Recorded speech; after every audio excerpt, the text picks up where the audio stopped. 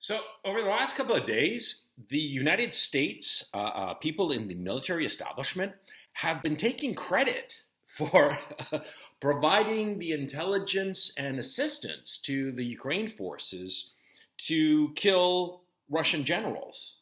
And they've also taken credit for having provided intelligence and even weaponry to sink the Russian ship, the Moskva, which is the flagship of the Russians in the Black Sea. Now, the Russians have neither confirmed nor denied that the ship was hit by a missile. But that's not important. That's not the issue of this video. This video, I don't care about the Russians, or even the Ukrainians for that matter. What I care about is why is it that the United States is doing something so incredibly stupid as taking credit for military action against Russia? You see, at this time, the United States is not at war with Russia. It's engaged in a proxy war, and pretty much everybody now is admitting to the fact. Something that I keep insisting, I keep going back to this fact, something that 6-8 weeks ago, if I said it, I'd get deplatformed, and now it's, the conventional wisdom. It's just so aggravating that when you're ahead of the curve, you get deplatformed. And then when it becomes conventional wisdom and everybody's forgotten that you were ahead of the curve, they just say oh, la-di-da, everybody knows this. Nobody knew this or nobody talked about this 6-8 weeks ago, that the conflict in Ukraine was a proxy war between the United States and Russia. Now everybody is.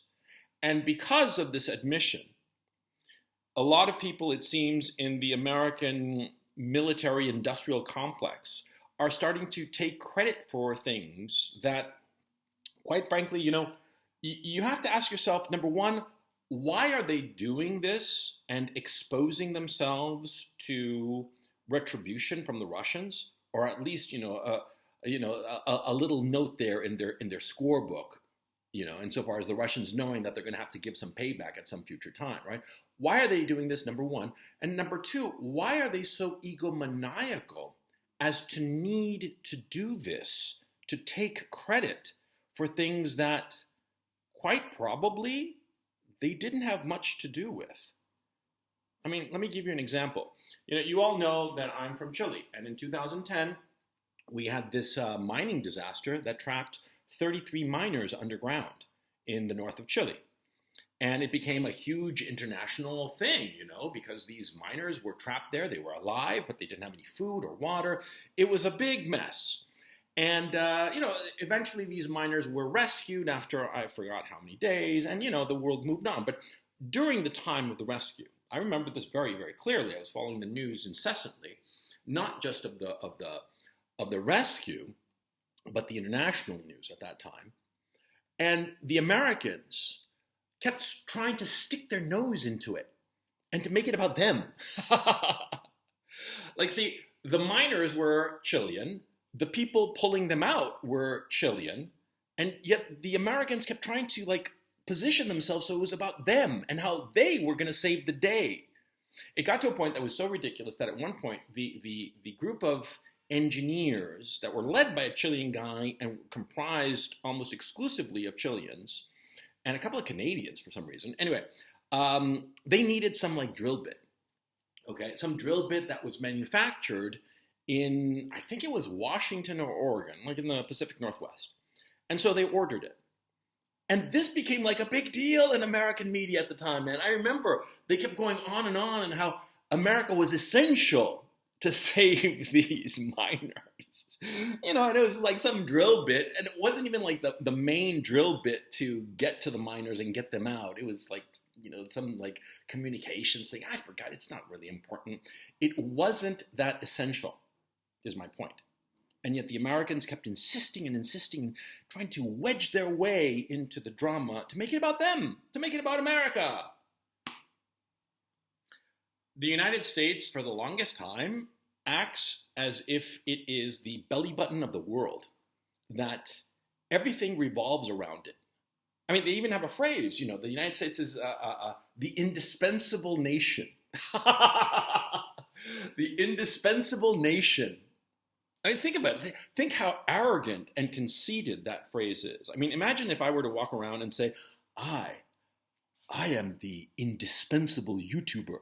I mean, people would just laugh in my face, and I know I just created a meme, but fuck it. It's funny. I mean, because that kind of arrogance and self-centeredness is funny. I mean, it's incredibly funny. Mm. But it's not really that funny when it's grown-ups doing it, and it's certainly not funny when it's a major power doing it. And so let's take apart this whole indispensable nation trope that the Americans bandy about. Why is the United States the indispensable nation? I mean, does it produce something so essential that if the rest of the world doesn't get it, people in the rest of the world will die? I mean, some product, some substance perhaps, or some service that the rest of the world needs so badly that without it, everybody in the rest of the world will die. Is there such a thing coming out of the United States? Some magic powder or some I mean, anything, tell me. Huh? Because from the United States, well, there's nothing technological coming out of the United States because the United States doesn't manufacture anything.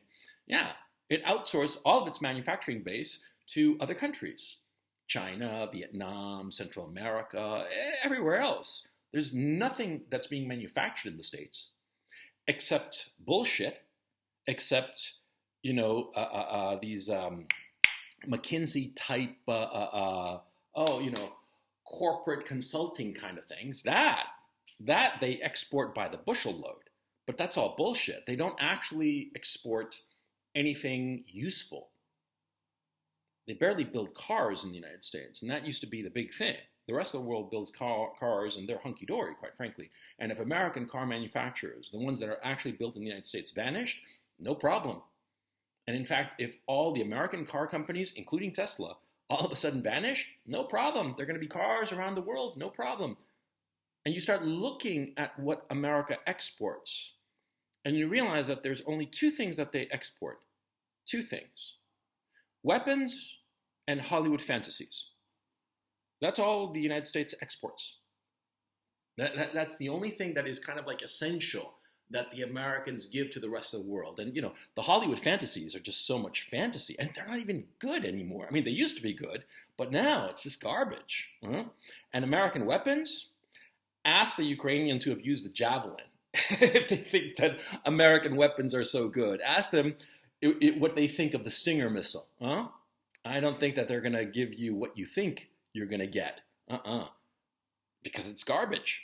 The F-35, $1 trillion in development, and it still doesn't fly properly. It still doesn't have its software. It's software, man. And Americans are supposed to be so great at software and tech, right? The United States doesn't export anything that is of any real value in the rest of the world. And anything that you think is like essential, other countries make it. And in some cases, they make it better. The United States doesn't export anything, and the fact that it has $100 billion per month trade deficit kind of tells you that. It doesn't export food. It doesn't export energy commodities. It doesn't export any manufactured goods. Just weapons and Hollywood bullshit. That's the indispensable nation. And yet, the United States is so conceited that it keeps insisting that, it's the belly button of the world, the most important, the indispensable nation. I would argue that the United States is indispensable for chaos in the rest of the world. I would argue that the United States is indispensable for lies being spread around the world. I would not say that the United States is indispensable for anything else. In fact, I think I can argue quite confidently that if the United States all of a sudden just vanished, just the whole continental United States plus Alaska just poof, just gone, and all of a sudden there's just ocean there where it used to be, I think the rest of the world would not only get along very well and very nicely and not even realize the disappearance of America, I think that they would be happier. Really.